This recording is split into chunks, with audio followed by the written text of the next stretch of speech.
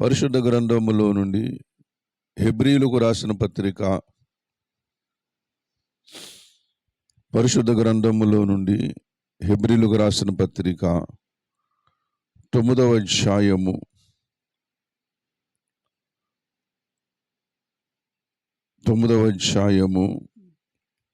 3వ వచనం నుండి చదువుకుందాం. రెండవ తెరకు ఆవల అతి పరిశుద్ధ స్థలమును గుడారముండెను. అందులో సువర్ణ దోపార్తియు అంతటను బంగారు రేకులతో తాపబడిన నిబంధన మందసమును ఉండెను. ఆ మందసములో మన్నాగల బంగారు పాత్రయు చిగురించిన అహరోను చేతికర్రయు నిబంధన పలకలను ఉండెను. చిన్న మాట ప్రార్థన చేసుకుందాం. ప్రేమ కలిగిన మా మహాపరిశుద్ధ గొప్ప తండ్రి, నీకు వందనాలు స్తోత్రములు చెల్లించుకుని ఉన్నాము నాయన.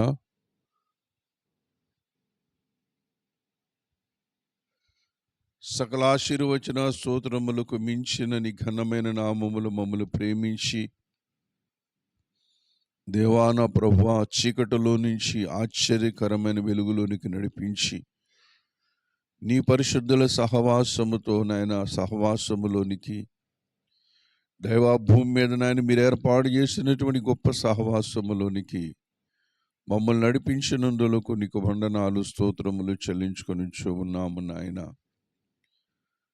నాయనా నా ప్రభువా, ఈ యొక్క వేకువజాము సమయమందు నీ బిడ్డలతో కలిసి యేసుక్రీస్తు ప్రభువా నీ వాక్యమును నీ జీవాహారమును మేము పంచుకొని ఉంటుండగా తండ్రి, ఈ మాటలను మా బ్రతుకుల్లో తండ్రి నాయన దీవించి మీరు ఆస్వాదించమని ప్రార్థన చేసుకుని ఉన్నాం. సహాయం చేయండి. నీ రక్షణ సంకల్పము కొరకు మమ్మల్ని అందరినీ కూడా ఆయత్తపరిచి నడిపించినందులకు దేవానికి స్తోత్రములు తండ్రి. పరిశుద్ధాత్మ ప్రభువా నీ కృపను మా మీద ఉంచి మమ్మల్ని దినదినము కూడా నడిపిస్తున్నందులకు నీకు వందనాలు స్తోత్రములు తండ్రి. నీ అపారమైన నిత్యమైన సత్యమైనటువంటి కృపలతో మమ్మల్ని జ్ఞాపకం చేసుకున్న ప్రభువా నీకు స్తోత్రాలు తండ్రి.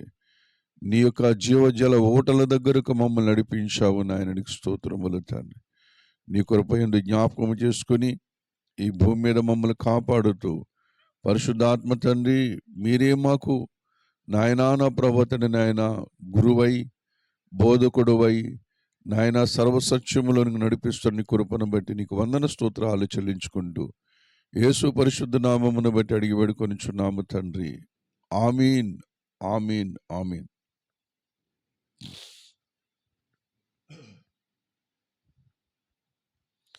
దేవుని పరిశుద్ధ నామమునకు మహిమ కలుగునుగాక. ప్రతి ఒక్కరూ కూడా దేవుని మాటలు మరి జాగ్రత్తగా వినాలని మనవి చేస్తూ ఉంటున్నాను. దేవుడు మోషేకు సీనాయి పర్వతం మీద ప్రత్యక్షమై దేవుడు మోషేతో ముఖాముఖిగా మాట్లాడుతూ ఉంటున్నాడు. ఇశ్రాయేలు ప్రజలు ఐగుప్తు దేశములో నుండి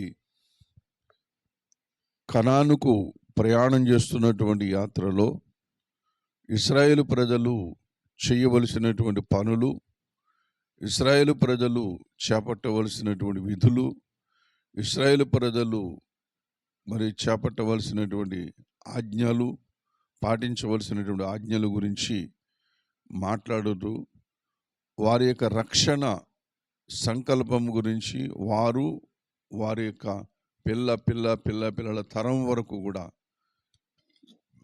యుగాంతం వరకు కూడా వారు కనాను దేశంలో ఎలాగా దేవుని సమీపించాలో, దేవుని ప్రజగా ఎలా ఉండాలో, దేవుని యొక్క అడుగుజాడలను ఎలా నడవాలో సమస్త విధమైనటువంటి ఆజ్ఞలు, కట్టడలు, విధులను దేవుడు మోషేతో సీనాయి పర్వతం మాట్లాడుతున్నాడు. ఆ మాటలలో ఆ సందర్భములో దేవుడు వారికి ఇస్తున్నది ఏంటంటే సీనాయి పర్వతం మీద ప్రత్యక్ష గుడారము అనే దాన్ని బయలుపరుస్తూ ఉంటున్నాడు. ప్రత్యక్ష గుడారం. ఎందుకంటే మోషేతో చెబుతున్నాడు అక్కడ, నేను వచ్చి మీ మధ్య నివసించినట్లు నాకు ప్రత్యేకమైన ఒక స్థలాన్ని నిర్మించండి అని చెప్పేసి దేవుడే మోషేకు ఆజ్ఞాపించారు. దేవుడు మోషేకు ఆజ్ఞాపించిన ప్రకారముగా, దేవుడు మోషేకు సూచించిన ప్రకారముగా, దేవుడు మోషేకు ఇచ్చిన కొలతల ప్రకారంగా దేవుడు ఎలాగైతే చేయమన్నాడో, ఆ కొండ మీద ఎలాగైతే ఆ పర్వతం మీద, ఆ సినాయి కొండ మీద ఎలాగైతే చూపించాడో, ఆ మాదిరి అంతా ఎలా చూపించాడు, ఎలా చెయ్యాలో, ఎలా తయారు చేయాలో చూపించాడు. అలాగని ఏ మాత్రం తేడా లేకుండా అలాగని దేవుడు చెప్పినట్లుగానే, దేవుడిచ్చిన కొలత ప్రకారంగానే చేస్తూ ఉంటున్నాడు. చేసిన తర్వాత దేవుని బిడ్డలారా, అక్కడకు దేవుని మహిమ వారి యొక్క ప్రత్యక్ష గుడారం మీదకి దిగి వచ్చినట్లుగా మనం చూస్తూ ఉంటున్నాం. ఆ మహిమలో యాజకులు కూడా వెలుగులో నిలవలేకుండా వెళ్ళిపోయారంట, పారిపోయారంట.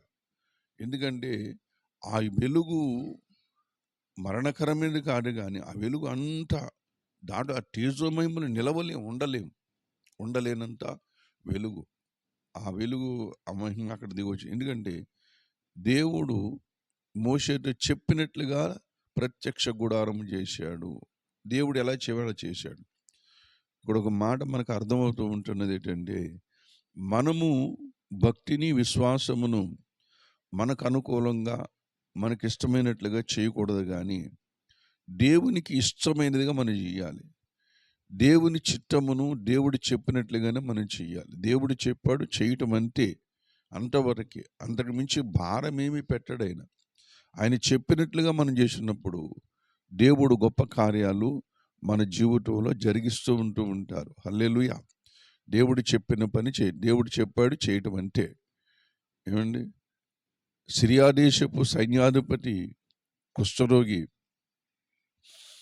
ఒక చిన్న పాప చేత చక్కటి సువార్త విని తన యజమానురాలకు చెప్పి, యజమానురేమో నయమానుకు చెప్పి, నయమాను కొంతమంది సైనికులను తీసుకుని మరి ప్రవక్త దగ్గరకు వచ్చినప్పుడు ఆ ప్రవక్త చెబుతూ ఉంటాడు, నీవు వెళ్ళి యోర్దాన్లో 7 మార్లు మునుగు అని చెప్పేసి మాట్లాడుతూ ఉంటాడు.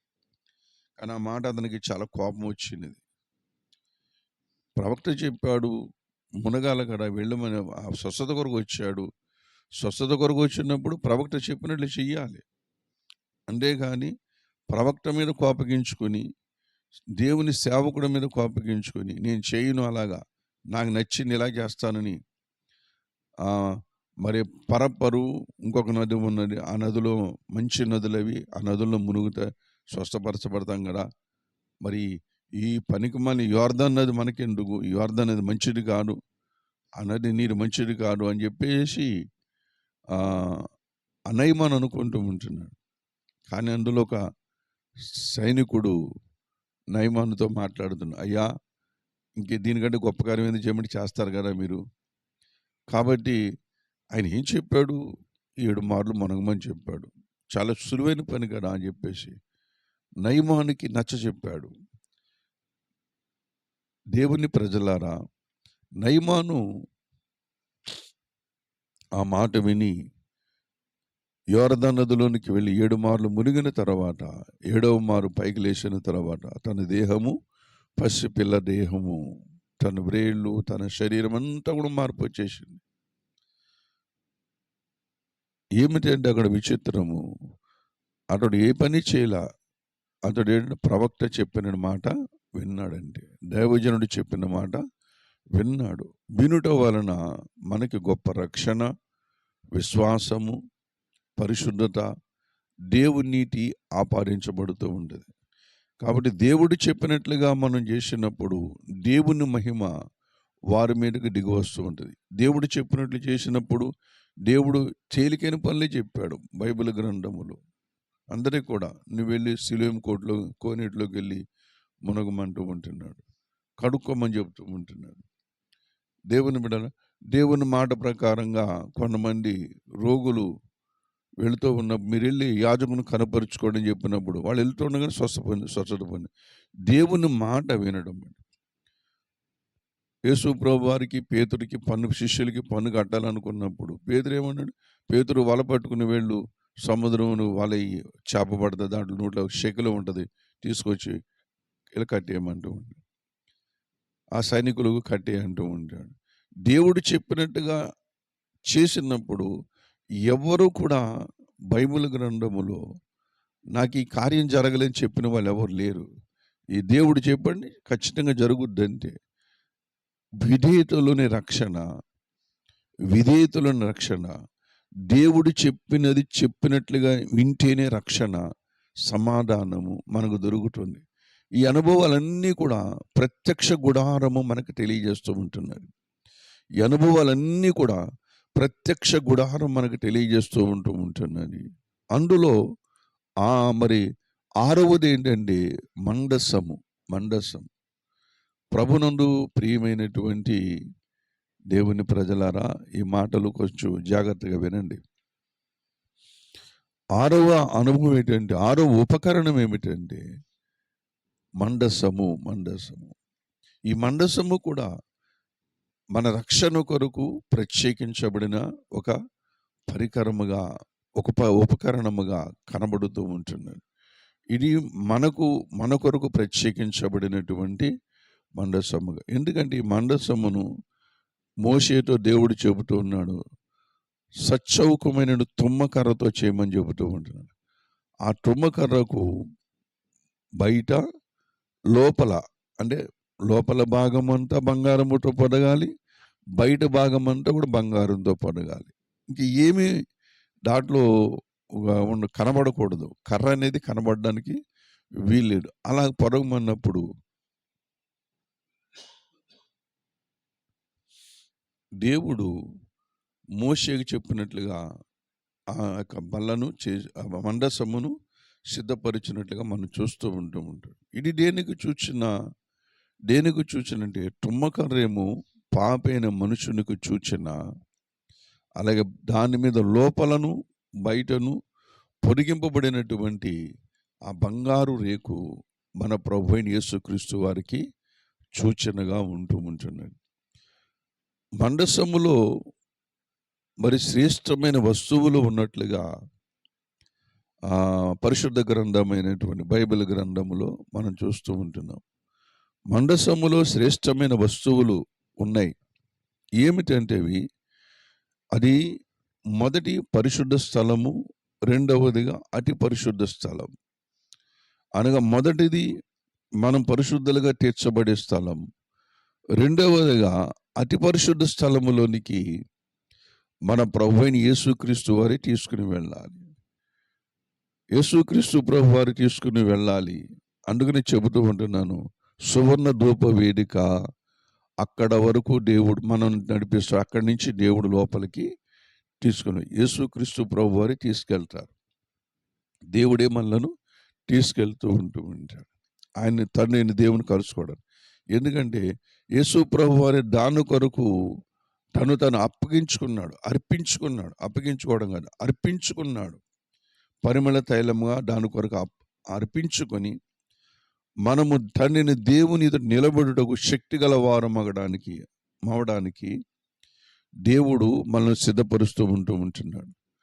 కాబట్టి ప్రభునందు ప్రియమైన వాళ్ళరా, దేవుని మండసం అనేది మరి దానిలో ఉన్నటువంటి ఉపకరణముల గురించి కూడా రాయబడుతూ ఉంటున్నది.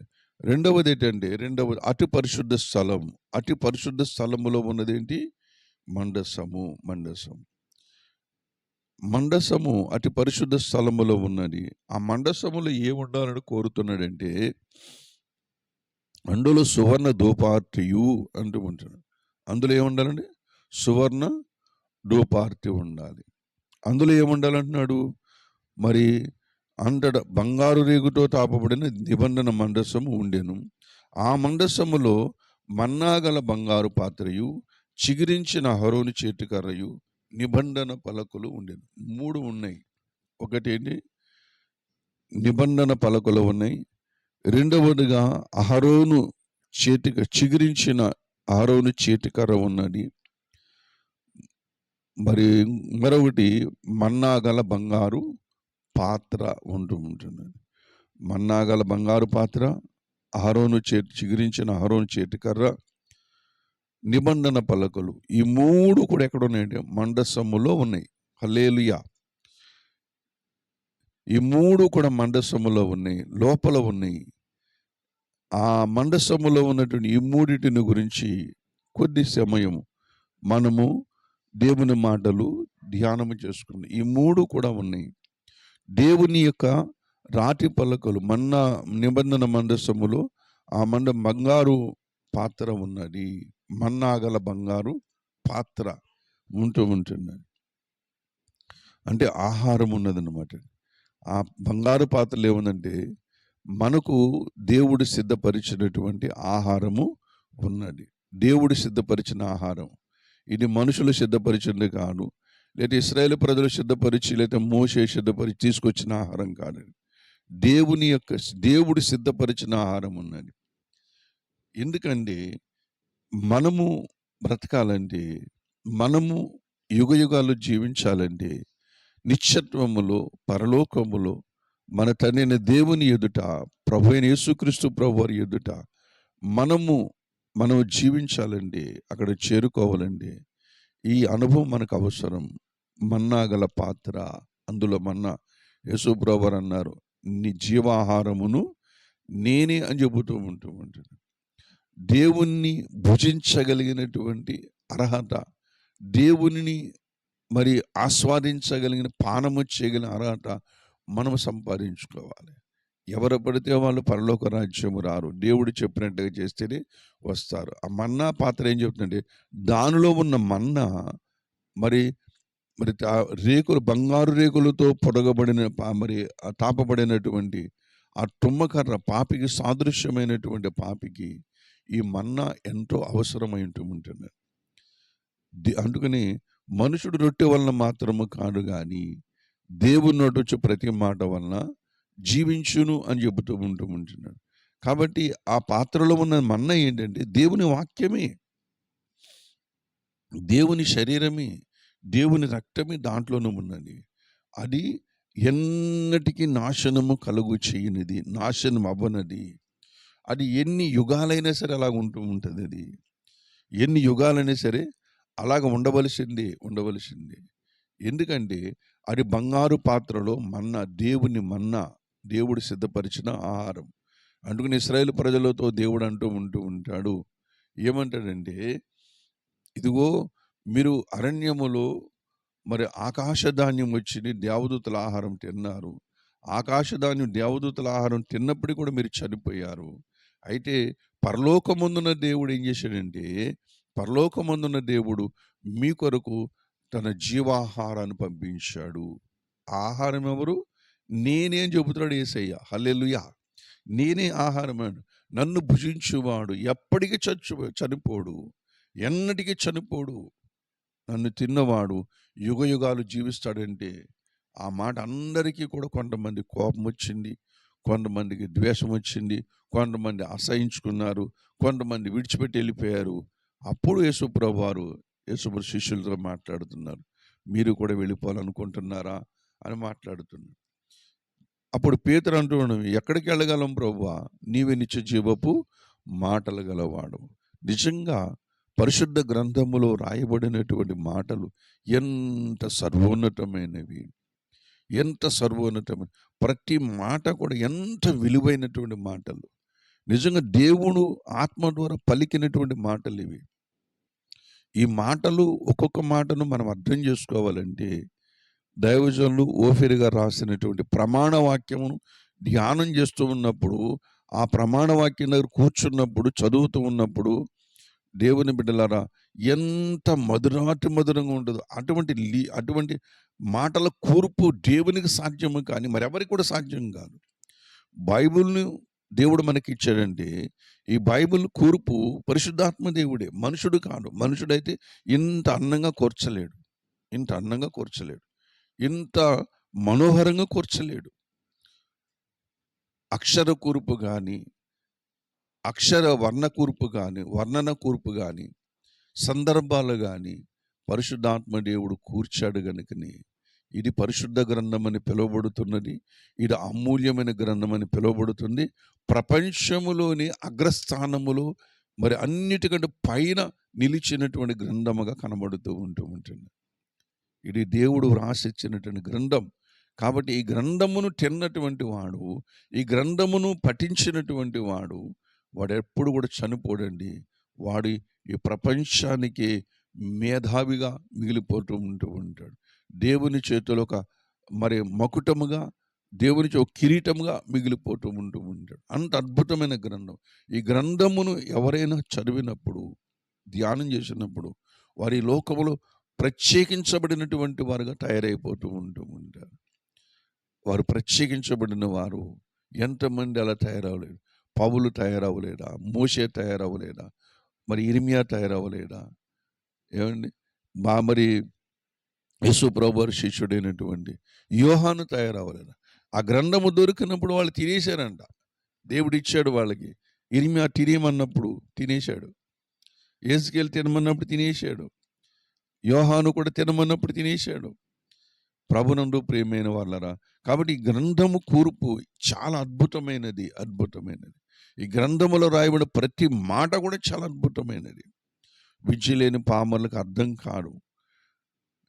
ఏమండి? పరలోకములు అనేక యుగాలు ఉన్నటువంటి సైతాన్ గాడికి అర్థం కాలేదు యేసుప్రభు ఎవరో, దేవుడు ఎవరో వాడికి అర్థం కాలేదు. వాడు ఏలుతున్నటువంటి లోకములో, వాడి ఆధీనములో ఉన్న లోకములో, వాడి అధికారంలో ఉన్న ఈ లోకానికి బైబిల్ గ్రంథం అర్థమవుతుంది. ఈ మనుషులకి అర్థం కాదు.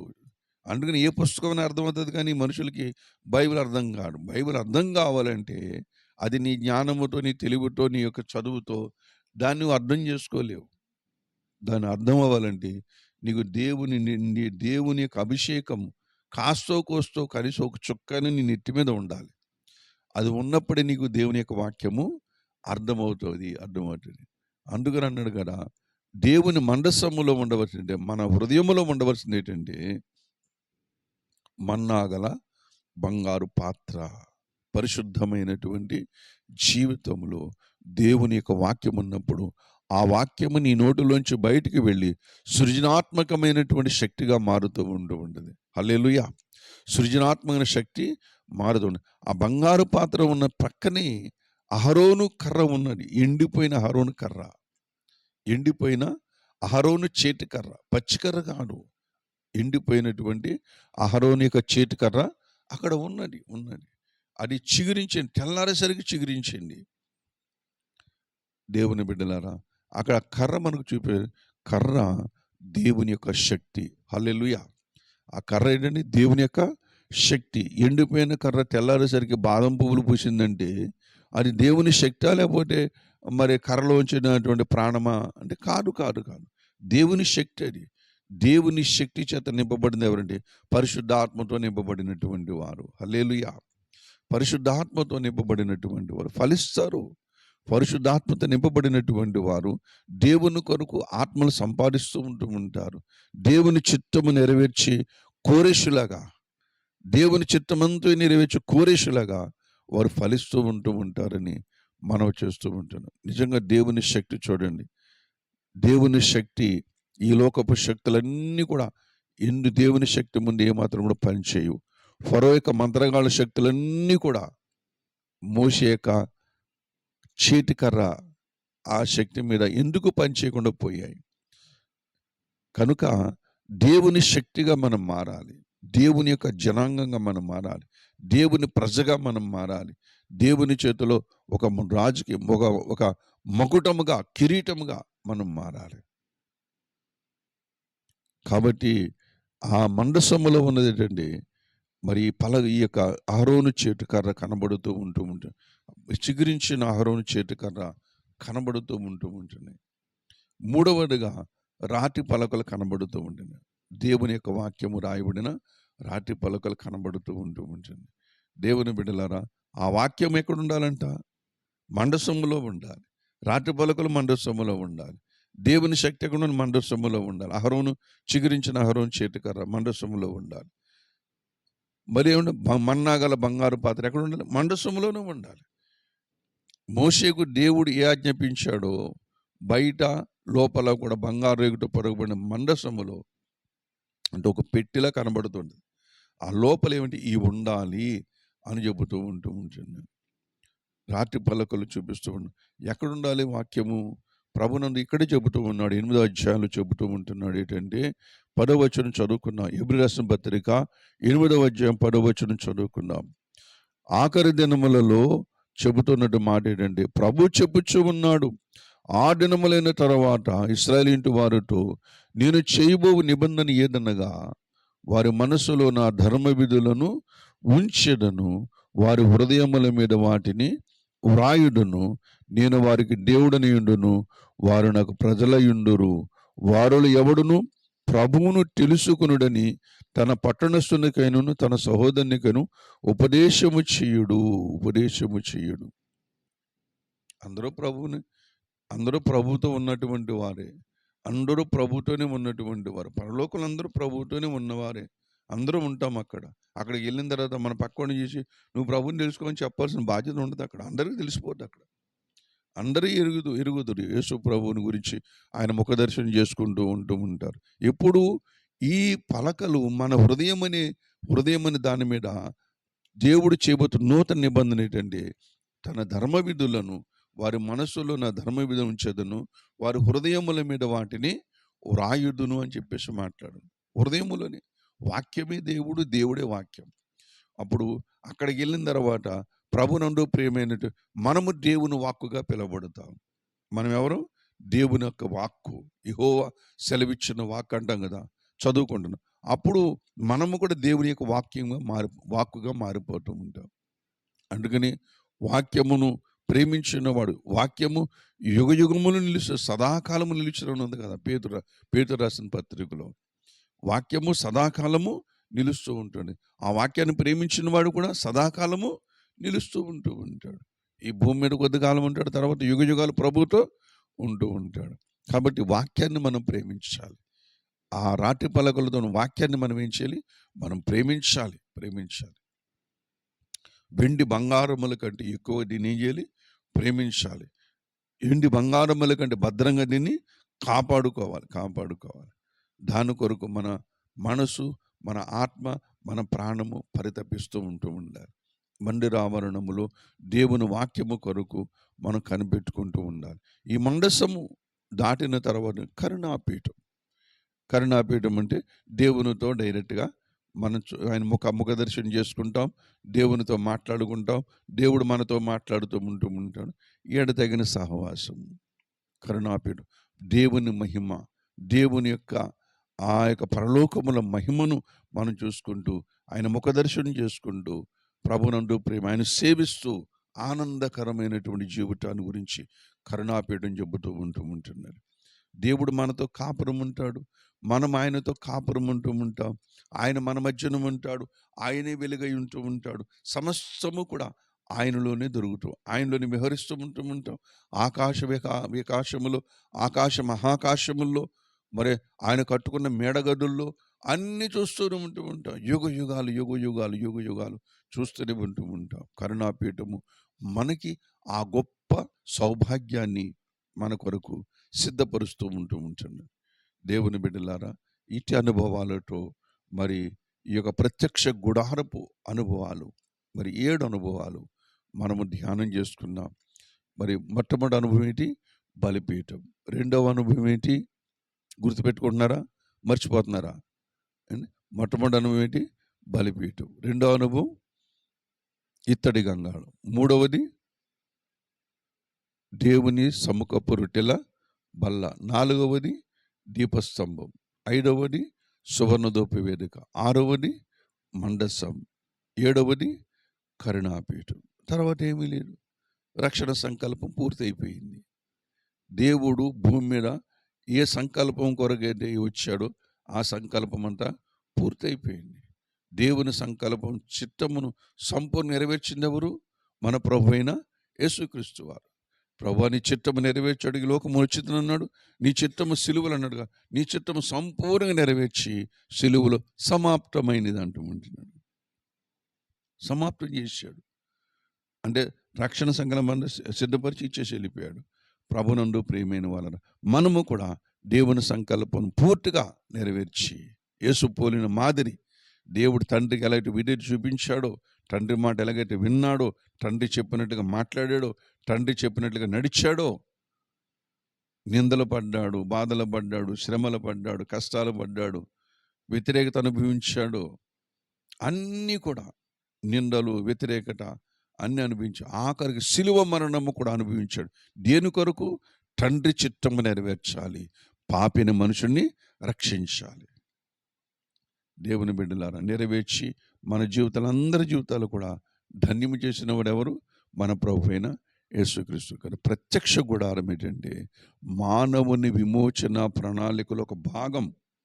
సృష్టి కూడా మానవుని యొక్క విమోచనలో ఒక భాగం.